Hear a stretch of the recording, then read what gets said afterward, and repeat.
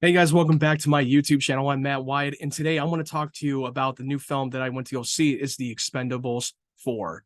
Now, this movie's been 9 years since the last time we've had an Expendables movie, and I'm someone who is like unapologetic that I enjoyed the first two movies. They're not great, they're not like one of the top tier action films of all time, but it was so great to see all these great 80s action heroes like Stallone, Schwarzenegger, and Dolph Lundgren and all the other actors that come together and have an action film together.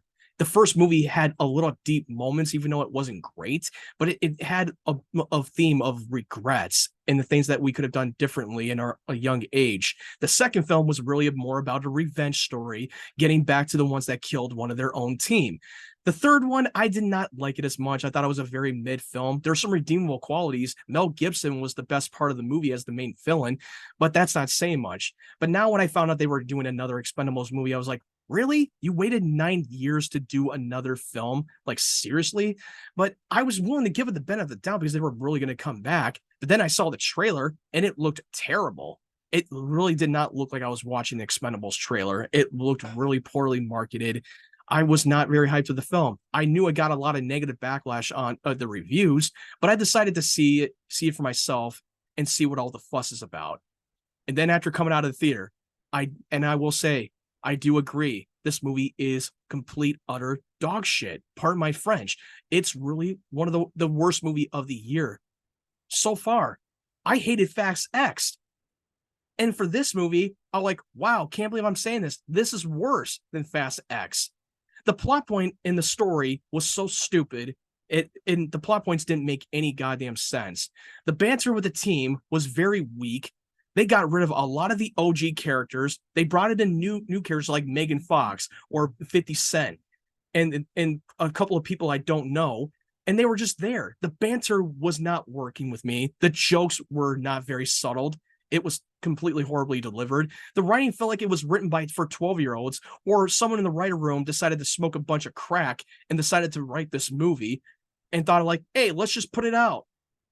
No problem. And if I'm not mistaken, and I believe that Stallone's not attached to as a producer, which I believe that he was the guy that started the franchise and he was in charge for most part. There's going to be a lot of spoiler territory, so be warned.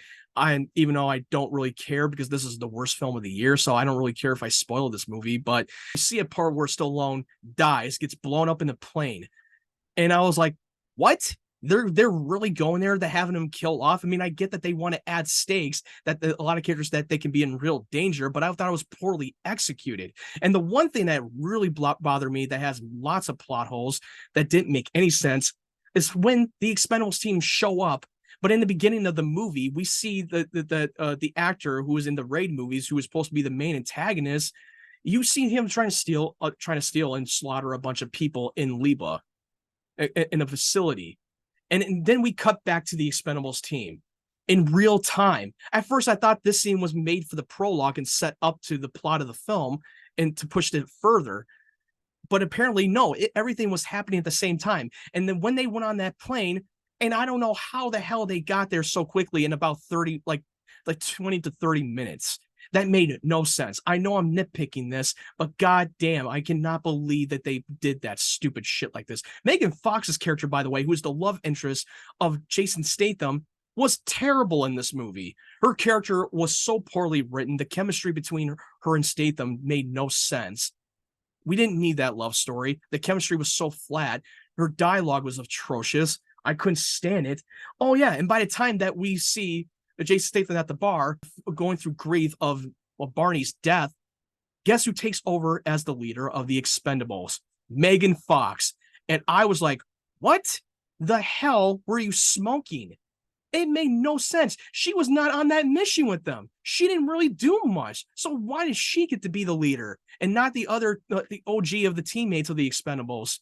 I don't know. That had my eyes rolling very quickly. It was completely stupid, idiotic thing I've ever seen them do in the history of films so far. And even Andy Garcia, who is supposed to be the CIA agent who recruits, hires the Expendables to take on that terrorist group who is about to steal nuclear weapons and try to declare war on the world of events of national security. I was like, yeah, whatever. I mean, it was great to see a couple of actors from the Raid movies. I mean, I haven't seen the first two movies, but I know that they were one of the popular actors that were in the one of the biggest cultist hit of the action kung fu movie. But I was so underwhelmed of how they were handled. Yeah, they had a lot of great fight scenes and fight choreography because they are natural fighters from those movies, and to see them brought on screen was pretty entertaining to see. But the camera work and the action set pieces was one of the worst things I've ever saw. Even the kill count was very meh to me. I was not impressed by the kill count. They could have handled it better. In the green screen that they shot when they were in a vehicle driving, the shaky cam and the green screen was one of the worst green screens I've seen. It was so noticeable that it pulled me out of the movie. Look, I wanted to really love this movie. I wanted to see the banter come together. I didn't like how they treated Stallone's character and they did him dirty, especially surprisingly, in the third act, we find out that Andy Garcia's character is the one pulling all the strings, which I never bought that the Raid actor who was the main villain, I didn't believe that he was pulling the strings. I never believed that he was the one like doing this whole grand plan. He always strikes me more as a henchman, basically. And I was kind of suspected it was going to be either Andy Garcia or Megan Fox, which Megan Fox was the worst leader of the team, that they got caught so easily. They fell into a trap. She was not good at leading the team. It made no fucking sense. I hated that. I'm sorry. It felt like most of the cast members did not feel very happy to be there, and they were just in for the paycheck. Like, I'm sorry. This movie was too little too late to do another one. They completely axed this franchise big time. And I don't see this movie making a lot of money. This movie's going to tank. Nobody's going to go and see it because I was in an empty theater. I was basically the only person there. I only saw one guy in the theater, and that's about it.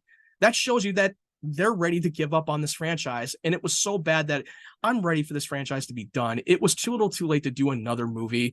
I'm pretty sure that Stallone was not satisfied with it. I mean, he didn't really say that, so don't quote me on it, but that's just my personal guess. I'm just speculating. Overall, this is the worst movie of the year. There's a scene where Barney faked his own death when he came to the rescue and he was the cavalry, when Statham was about to make the ultimate sacrifice to turn the ship around when the nuke was underground of the ship, because they were about to move the ship and try to blow up on Russian soil to start World War III. And he had to make the ultimate sacrifice to get these people, to get his own team to safety from the blast radius, where he had to turn the boat around because a lot of people were going to die. And I was like, I never really bought the sacrifice. It just felt very poorly handled. And especially when they were on the small boat and they were able to fit like 10 people on it.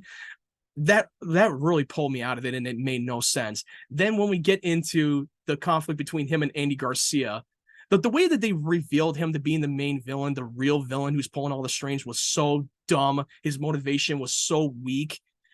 He did not have any, he was not much of a complex character on screen. Andy Garcia is just playing a typecast role in the main villain that is so generic. You don't really care what he's doing and what his mission is. It was so poorly executed. And the way that they were about to fight, and you see Andy Garcia getting exploded in a million pieces when he got shot down by Stallone, I laughed so hard, and I was like, wow, that was so stupid. I couldn't take it seriously. It was so laughable. And the way that he said that he faked his own death so that he can expose Andy Garcia, the CIA agent, for what he was about to do, which was kind of stupid and pointless. Like, why would you go through all that trouble and it could potentially wipe out your own team killed just so that you can expose this douchebag? It was so stupid. And there's a couple of scenes that really got my eyes rolling and it gave me a big mind grade.